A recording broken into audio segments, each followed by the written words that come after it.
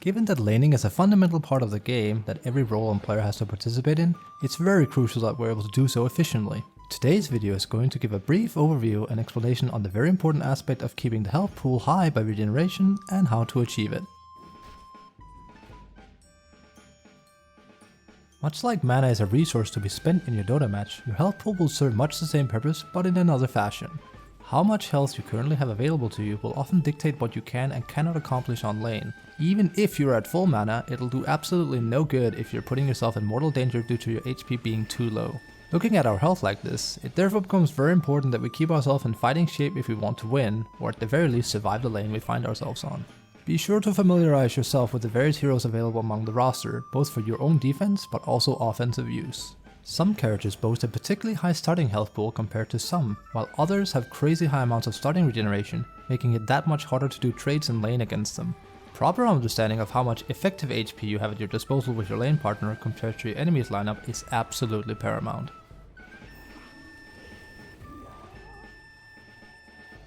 By far, one of the biggest mistakes I've noticed in the average pub game seems to be the lack of, or downright unwilling attitude of buying more regen. This seems particularly common on core players nowadays, with a rather selfish confidence that they shouldn't have to buy regen for themselves. That's something the support should be in charge of. The reality is that this was how the game was played, about half a decade ago at this point. Back then, every team only had one courier at their disposal, and tangos could be shared without any downsides. The game has changed quite a lot since then, with every player now having the luxury of their own personalized courier available to them. You now have the option to easily and reliably have a constant stream of regeneration coming your way, if you choose so. The single most common losing condition I've seen as of late isn't actually people moving badly or taking bad engagement on lane per se, but not getting enough regen going to keep up set tempo. The many matchups you can find yourself in where you desperately need to buy more regen for yourself far outweighs the few where you don't. You can't always expect to have a warlock sit there and heal you constantly.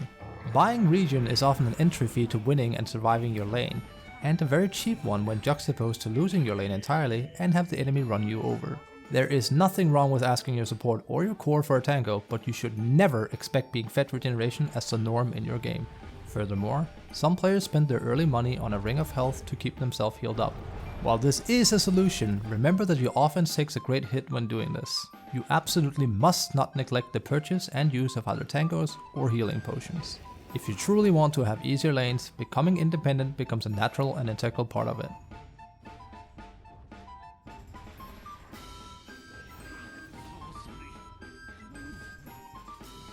While it is true you need to buy regeneration to keep yourself in tip-top shape for your laning efficiency, it also helps knowing where else you can pull any sort of extra regeneration from. A very integral source of defense is that of your initial tier 1 tower, whether you're offlane, safe lane, or mid.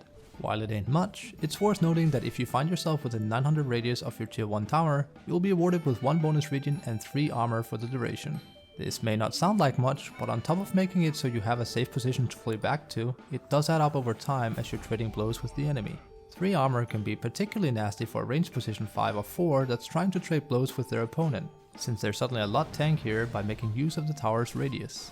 This is another reason why pulling becomes absolutely mandatory as a concept, so we can use this very aura from our tower to trade more favorably with the opponent and to stay alive.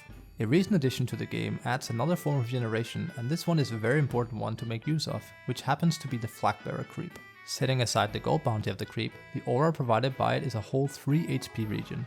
This is absolutely massive, since it's a moving aura that stays on the creep itself and not grounded like your tier 1 tower.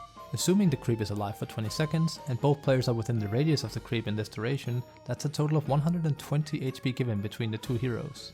With a single tango recovering a total of 112 HP when normally eaten, this ends with both heroes getting half a tango for free.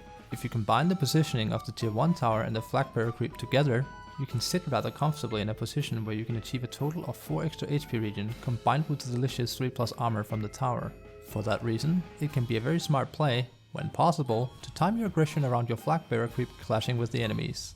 If you win an engagement and kill 1 or 2 of them, you can now hold on to your Flag Bearer creep for longer, and reap the benefits of those delicious +3 regeneration for you and your teammate. Thank you for watching this week's video. Regeneration on lane is such an important fundamental to get down for the average success of your game, so I hope it's something people apply very diligently and incorporate into their playstyle regardless of their role. If you like what you saw, you can as always watch me live at twitch.tv/fabkubashi. Have a splendid day and good luck with your upcoming pub games.